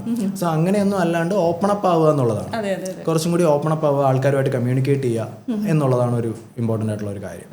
അപ്പോൾ ഇത്രയും സ്കിൽസ് ഉണ്ടെങ്കിൽ നമുക്ക് ഒരു ഫ്രഷർ എന്നുള്ള നിലയ്ക്ക് നമുക്കൊരു കമ്പനിയിലോട്ട് കയറി പറ്റാൻ പറ്റും. ഒരു ബേസിക് നോളജ് ഇംപ്രസ് ചെയ്യിക്കാൻ പറ്റും. അതെ, നമുക്കൊരു ബേസിക് കോൺസെപ്റ്റ്സിന്റെ നോളജ്, കമ്മ്യൂണിക്കേഷൻ സ്കില്ല്, അതുപോലെ ഒരു റൈറ്റ് ആറ്റിറ്റ്യൂഡ്. തീരെ ഓവറും അല്ല എന്നാൽ തീരെ ഡള്ളും അല്ല. ഒരിക്കലും കോൺഫിഡൻസ് ഓവർ കോൺഫിഡൻസ് ആവാനും പാടില്ല എന്നുള്ളതാണ്. നമ്മൾ തിരിച്ച് അവരെ ഓവർ ചെയ്യാനും പാടില്ല എന്നുള്ളതാണ്. അപ്പോൾ അതിലും കൂടി നമ്മളൊന്ന് ശ്രദ്ധിക്കുക എന്നുള്ളതാണ്. ഓക്കെ, നമ്മളൊരു ഇന്റർവ്യൂ അറ്റൻഡ് ചെയ്തു, ഇന്റർവ്യൂ ക്രാക്ക് ചെയ്തു, നമുക്കൊരു ജോബ് കിട്ടി. അപ്പോൾ നമ്മുടെ ആദ്യത്തെ ഒരു കടമ നമ്മൾ കഴിഞ്ഞു. ഇനി നമുക്ക് മെയിനായിട്ട് വരുന്നൊരു ഇമ്പോർട്ടൻറ്റ് ഫേസ് എന്ന് പറയുന്നത് നമുക്ക് ഈ ഒരു കിട്ടിയ ജോബ് കിട്ടിയ ആ ഒരു ഇൻഡസ്ട്രിയിൽ നമുക്കൊരു സക്സസ്ഫുൾ ആയിട്ടുള്ള ഒരു ലോങ് ലാസ്റ്റിംഗ് കരിയർ ബിൽഡ് ചെയ്യുക എന്നുള്ളതാണ്. സോ അങ്ങനെ ഒരു കരിയർ ബിൽഡ് ചെയ്യാൻ നമ്മൾ എന്തൊക്കെ കാര്യങ്ങളാണ് ശ്രദ്ധിക്കേണ്ടത്? കരിയറിൽ കയറുക എന്നതുപോലെ തന്നെ ഇമ്പോർട്ടൻ്റ് ആണ് ആ കരിയർ നമ്മൾ ബിൽഡ് ചെയ്തെടുത്ത് അതിൽ സക്സസ്ഫുൾ ആവുക എന്നുള്ളത്. ഓക്കെ, അപ്പോൾ അതിന് ഏറ്റവും ഇമ്പോർട്ടൻ്റ് ആയിട്ടുള്ള ഒന്ന് മൈൻഡ് സെറ്റാണ്. ഇപ്പോൾ നമ്മൾക്ക് നമ്പർ ഓഫ് ഡിഗ്രീസ് ഉണ്ടെന്ന് പറഞ്ഞിട്ടും നമ്മൾക്ക് എത്ര റാങ്ക് ഉണ്ട് എന്നൊന്നും പറഞ്ഞിട്ട് കാര്യമില്ല. നമ്മൾ നമ്മുടെ ഇൻഡസ്ട്രിയിൽ എങ്ങനെ പെർഫോം ചെയ്യുന്നു, എങ്ങനെ അതിനെ മുന്നോട്ട് കൊണ്ടുപോകുന്നു എന്നുള്ളതാണ് ഇമ്പോർട്ടൻ്റ്. അപ്പോൾ അതിന് ഒരു കണ്ടിന്യൂസ് ആയിട്ടുള്ള ലേണിംഗ് മൈൻഡ് സെറ്റ് വളരെ ഇമ്പോർട്ടൻ്റ് ആണ്. ബിക്കോസ് ഇപ്പോൾ ടെക്നോളജി ഭയങ്കര ഫാസ്റ്റായിട്ടും ഗ്രോ ചെയ്തുകൊണ്ടിരിക്കുകയാണ്. ഇപ്പോൾ നമുക്ക് തന്നെ അറിയാം, 90s കിഡ്സും ജെൻസീസും ആയപ്പോഴത്തേക്കും ഭയങ്കര വ്യത്യാസമാണല്ലോ വന്നേക്കുന്നത്. ഇപ്പോൾ ജെൻസീസിന് അവരെ ബീറ്റ് ചെയ്യാൻ വേണ്ടി ജെൻ ആൽഫ വന്നു, ഇപ്പോൾ അതും കഴിഞ്ഞ് ജെൻ ബീറ്റയും വന്നു കഴിഞ്ഞു. അതുപോലെ ഇപ്പോൾ ആർട്ടിഫിഷ്യൽ ഇൻ്റലിജൻസ് ഭയങ്കര ഫാസ്റ്റായിട്ട്, പണ്ട് നമ്മൾ എത്രയോ സമയം എടുത്ത് തിങ്ക് ചെയ്ത് ചെയ്യുന്ന കാര്യങ്ങളൊക്കെ ഇന്ന് ChatGPT ഇട്ട് കൊടുക്കുമ്പോഴത്തേക്ക് സൊല്യൂഷൻ മുന്നിലേക്ക് വരികയാണ്. അപ്പം ടെക്നോളജി അത്ര ഫാസ്റ്റായിട്ട് ഗ്രോ ചെയ്തുകൊണ്ടിരിക്കുകയാണ്. അപ്പം AI ഒക്കെ സിവിൽ എഞ്ചിനീയറിംഗ് ഫീൽഡിലേക്കും വന്നു കഴിഞ്ഞു. അപ്പോൾ ഈ ടെക്നോളജീസിലേക്ക് അഡാപ്റ്റ് ആവുക, പുതിയ പുതിയ സോഫ്റ്റ്വെയർസും അപ്ഡേറ്റ്സും ഒക്കെ മനസ്സിലാക്കുക, കണ്ടിന്യൂസ് ആയിട്ട് ലേൺ ചെയ്യാനുള്ളൊരു മൈൻഡ് സെറ്റ് ഉണ്ടാക്കിയെടുക്കുക എന്നുള്ളതാണ്. നമ്മളെ ഈഗോയെ അങ്ങ് മാറ്റി വെക്കണം. നമുക്ക് റാങ്ക് ഉണ്ട്, അല്ലെങ്കിൽ ഞാൻ എങ്ങനെ എന്നെക്കാട്ടിലും പ്രായം കുറഞ്ഞ ഒരാളുടെ അടുത്ത് നിന്ന് പഠിക്കും, അങ്ങനെയുള്ള ഈഗോയൊക്കെ മാറ്റി വെച്ചിട്ട് പുതിയ ടെക്നോളജീസ് പഠിച്ച് സ്മാർട്ടായിട്ടിരിക്കുക, പുതിയ ജനറേഷൻ്റെ കൂടെ പിടിച്ചു നിൽക്കാനായിട്ട് പറ്റുക എന്നുള്ളത് ഒരു ഇമ്പോർട്ടൻ്റ് ആയിട്ടുള്ള കാര്യമാണ്. പിന്നെ മറ്റൊരു ഇമ്പോർട്ടൻ്റ് ആയിട്ടുള്ള ഒന്നാണ് പേഷ്യൻസ് എന്ന് പറയുന്നത്. ഒരിക്കലും നമ്മൾ നമ്മളുടെ കൂടെയുള്ള മറ്റുള്ളവരായിട്ട് കമ്പയർ ചെയ്യാതിരിക്കുക. ഓരോരുത്തരുടെയും, അതിപ്പോൾ പേഴ്സണൽ ലൈഫായാലും പ്രൊഫഷണൽ ലൈഫായാലും ജേർണി ഡിഫറെൻ്റ് ആണ്. നമ്മളുടെ കരിയർ പാത്ത് എന്ന് പറയുന്നത് ഡിഫറെൻ്റ് ആയിരിക്കും. ഡെഫിനറ്റ് ആയിട്ടും നമ്മളതിലേക്ക് എഫോർട്ട് ഇടുന്നുണ്ടെങ്കിൽ അതിൻ്റെ റിസൾട്ട് നമുക്ക് കിട്ടിക്കൊണ്ടേയിരിക്കും. അത് മാത്രം മൈൻഡിൽ കീപ്പ് ചെയ്യുക. അല്ലാതെ ഇപ്പോൾ നമ്മുടെ ചില ഫ്രണ്ട്സ് ചിലപ്പോൾ ഒരു സ്വന്തമായിട്ട് ബിസിനസ് ഇട്ടിട്ട് ഭയങ്കര ക്ലിക്കായിട്ടുണ്ടാവും എന്ന് പറഞ്ഞാൽ നമ്മൾ ബിസിനസ് ഇടാൻ പോയാൽ ചിലപ്പോൾ അതിൽ എക്സൽ ചെയ്യണം എന്നൊന്നും ഇല്ല. അതുപോലെ ചിലർ IT ഫീൽഡിലേക്ക് സ്വിച്ച് ചെയ്തിട്ടുണ്ടാവും. നമ്മൾ നമ്മുടെ ഫീൽഡ് ഏതാണെന്ന് മനസ്സിലാക്കിയിട്ടാണല്ലോ ഈ ഒരു ഇൻഡസ്ട്രി ചൂസ് ചെയ്തത്. അതിന് വേണ്ടിയിട്ടാണ് ആദ്യം ഒരു ഫ്രഷറിന് വേണ്ട കാര്യങ്ങളൊക്കെ പറഞ്ഞു. വൺസ് നമ്മുടെ ഇൻഡസ്ട്രി ചൂസ് ചെയ്ത് കഴിഞ്ഞാൽ ബി പേഷ്യൻറ്റ്, അതിൽ 1 above 1 ആയിട്ട് നമ്മൾ എക്സ്പീരിയൻസ് ബിൽഡ് ചെയ്യാനായിട്ട് നോക്കുക. എങ്ങനെ നമുക്ക് ടോപ്പ് ലെവലിലേക്ക് എത്താം എന്നുള്ളതിലേക്ക് ഫോക്കസ്ഡായി പേഷ്യൻ്റായിട്ട് നമ്മുടെ കരിയർ ഗ്രോ ചെയ്യുക എന്നുള്ളതാണ് ഇമ്പോർട്ടൻ്റ് ആയിട്ടുള്ള മറ്റൊരു കാര്യം. നമുക്കൊരു ലോങ് ലാസ്റ്റിംഗ് കരിയർ വേണമെന്നുണ്ടെങ്കിൽ ഒരു സഡൻ ഗ്രോത്ത് എക്സ്പെക്ട് ചെയ്യരുത്. നമ്മൾ പതുക്കെ ബേസ് ചെയ്യുന്ന ബിൽഡ് ചെയ്ത് വരിക എന്നുള്ളതാണ്. പിന്നെ ഈ സിനിമയിലൊക്കെ പറയുന്ന പോലെ എല്ലാത്തിനും അതിൻ്റെതായിട്ടുള്ള ഒരു സമയമുണ്ട്, ആ സമയം നമ്മൾ കൊടുക്കുക. അതെ, എസ്പെഷ്യലി നമ്മുടെ സിവിൽ എഞ്ചിനീയറിംഗ് ഫീൽഡ് എന്ന് പറയുമ്പോഴത്തേക്ക് പ്രോജക്ട്സ് ഒക്കെ ഭയങ്കര വലുതാണ്. ഇൻഫ്രാസ്ട്രക്ചർ പ്രോജക്റ്റ് എന്നൊക്കെ എടുക്കുമ്പോഴത്തേക്ക് ഒരു വലിയ ബ്രിഡ്ജോ അല്ലെങ്കിൽ ഒരു ഹൈവേയോ അല്ലെങ്കിൽ ഹൈ റൈസ് പ്രോജക്റ്റോ ഒക്കെ എടുത്തു കഴിയുമ്പോഴത്തേക്ക് നമുക്ക് 1-2 വർഷം കൊണ്ട് ആ ഒരു പ്രോജക്റ്റ് എങ്ങനെ ഹാൻഡിൽ ചെയ്യാമെന്നോ അല്ലെങ്കിൽ അതിൽ വലിയൊരു ടീമിനെ എങ്ങനെ കോർഡിനേറ്റ് ചെയ്യാമെന്നൊന്നും നമുക്ക് പഠിച്ചെടുക്കാൻ പറ്റില്ല. ഡെഫിനറ്റ്ലി അതൊരു ടൈം എടുക്കുന്ന പ്രോസസ്സാണ്. പക്ഷെ പഠിച്ചെടുക്കുക എന്നുള്ളതാണ് ഇമ്പോർട്ടൻ്റ് ആയിട്ടുള്ള കാര്യം. അതുപോലെ ഇപ്പോൾ മൈൻഡ് സെറ്റും പേഷ്യൻസും പറഞ്ഞതുപോലെ കൺസിസ്റ്റൻസിയും വളരെ ഇമ്പോർട്ടൻ്റ് ആണ്. നമ്മളൊരു കാര്യം പഠിക്കാനിരുന്ന് കഴിഞ്ഞാൽ അത് കൺസിസ്റ്റൻ്റ് ആയിട്ട് നമ്മൾ ഫോളോ അപ്പ് ചെയ്യുക എന്നുള്ളതാണ്. ഇപ്പോൾ നമ്മളൊരു സോഫ്റ്റ്വെയർ പഠിച്ചു, ഞാനത് പഠിച്ചു കഴിഞ്ഞാൽ ഞാൻ മാറ്റി വെച്ചു, എനിക്കറിയാം AutoCAD അറിയാം, അല്ലെങ്കിൽ Revit അറിയാം, ടാപ്സ് അറിയാം. സോ അങ്ങനെയല്ല, വർഷം കഴിയും തോറും ഇതിലോട്ട് പുതിയ പുതിയ ഫീച്ചേഴ്സ് ആഡ് ആവും, നമ്മൾ അപ്ഡേറ്റഡ് ആവുക. ഇപ്പോൾ നേരത്തെ പറഞ്ഞതുപോലെ ഇപ്പോൾ സിവിലിൽ നമുക്ക് AI വരുന്നുണ്ട്, ഇപ്പോൾ വിഷ്വലൈസേഷൻ AI വരുന്നുണ്ട്, ഇപ്പം അതുപോലുള്ള ബാക്കിയുള്ള സോഫ്റ്റ്വെയർസിലും AI ഇൻ്റഗ്രേഷൻ ഇപ്പോൾ വരുന്നുണ്ട്. ഇപ്പം നമ്മൾ പണ്ട് ഇപ്പോൾ സ്കെച്ചപ്പിൽ ചെയ്യുകയോ അല്ലെങ്കിൽ റെവിറ്റിൽ ചെയ്യുകയോ മോഡൽസിനെ നമ്മൾ ലൂമിയോൺ അല്ലെങ്കിൽ എൻസ്കേപ്പ് ഇങ്ങനെയുള്ള സോഫ്റ്റ്വെയർസിൽ കൊണ്ടുപോയിട്ടാണ് നമ്മൾ എന്ത് ചെയ്തുകൊണ്ടിരുന്നത്, വിഷ്വലൈസേഷൻ ചെയ്തുകൊണ്ടിരുന്നത്. ഇപ്പോൾ അത് കുറച്ചും കൂടി ഈസി ആയിട്ട് നമുക്ക് AIയുടെ ഹെൽപ്പോടുകൂടി ചെയ്യാൻ പറ്റും, ടൈം അത്രയ്ക്ക് ലാഭമാണ്. അപ്പോൾ ഇങ്ങനെയുള്ള ടെക്നോളജീസ് വന്നുകൊണ്ടിരിക്കും. അപ്പം നമ്മൾ കൺസിസ്റ്റൻ്റ് ആയിട്ട് എന്ത് ചെയ്യുക, ഇത് അപ്ഡേറ്റ് ചെയ്തുകൊണ്ടിരിക്കുക. ഓക്കെ, അതുപോലെ ഇമ്പോർട്ടൻ്റ് ആയിട്ടൊരു കാര്യമാണ് ഈഗോ കീപ്പ് ചെയ്യാതിരിക്കുക. നമുക്ക് എവിടെ നിന്ന് വേണമെങ്കിലും നോളജ് അറ്റൈൻ ചെയ്യാം, അതിനുള്ള വില്ലിങ്നെസ് നമ്മൾ കാണിക്കുക. നമ്മളെക്കാട്ടിയും ലൈക്ക് നമുക്ക് ഭയങ്കര നോളജ് ഉണ്ട്, അല്ലെങ്കിൽ നമ്മളിപ്പോൾ നേരത്തെ പറഞ്ഞ പോലെ റാങ്ക് ഹോൾഡേഴ്സ് ആണ്, അങ്ങനെയുള്ള മൈൻഡ് സെറ്റ് കീപ്പ് ചെയ്യാതെ നമുക്കിപ്പോൾ പ്രാക്ടിക്കലായിട്ട് എവിടെ നിന്നൊക്കെ നോളജ് കിട്ടുമോ, ആരുടെ നിന്നൊക്കെ കിട്ടുമോ, അതെല്ലാം നല്ല മനസ്സോടുകൂടി എന്ത് ചെയ്യുക, പഠിച്ചെടുക്കാൻ ശ്രമിക്കുക എന്നുള്ളതാണ്. അപ്പോൾ നമുക്ക് mind set, patience, consistency and ego ഇല്ലാണ്ട് കാര്യങ്ങൾ ഡീൽ ചെയ്യാൻ പഠിക്കുക. അധികം ഒഫൻഡഡ് ആവാതെ, ബാക്കിയുള്ളവരെക്കാട്ടിയും സുപ്പീരിയർ ആണെന്നുള്ളൊരു ഫീൽ ഇല്ലാണ്ട് നമ്മൾ എത്രത്തോളം എഫിഷ്യൻ്റ് ആയിട്ട് വർക്ക് ചെയ്യാൻ പറ്റുമോ ആ ഒരു രീതിയിൽ വർക്ക് ചെയ്ത് പോവുക എന്നുള്ളതാണ് ഒരു ലോങ് സക്സസ്ഫുൾ കരിയറിന് ഇമ്പോർട്ടൻ്റ് ആയിട്ടുള്ള ഒരു കാര്യം എന്ന് പറയുന്നത്.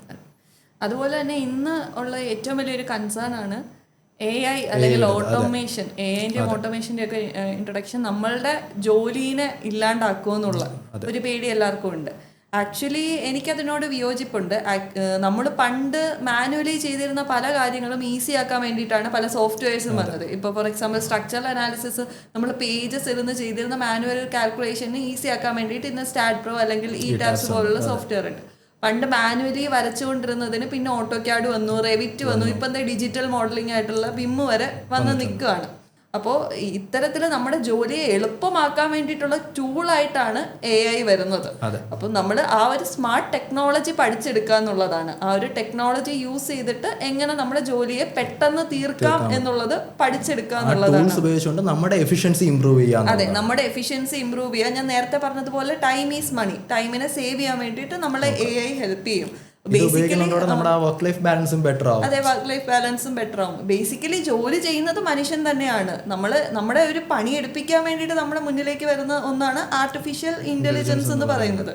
സോ ആർട്ടിഫിഷ്യൽ ഇന്റലിജൻസ് വന്നതുകൊണ്ട് എന്തായാലും സിവിൽ എഞ്ചിനീയേഴ്സിന്റെ ജോലിയൊന്നും പോവില്ല, പക്ഷെ നമ്മൾ അതിൽ സ്കിൽഡ് ആവുക എന്നുള്ളതാണ് അഗൈൻ ഇമ്പോർട്ടന്റ് ആയിട്ടുള്ള കാര്യം.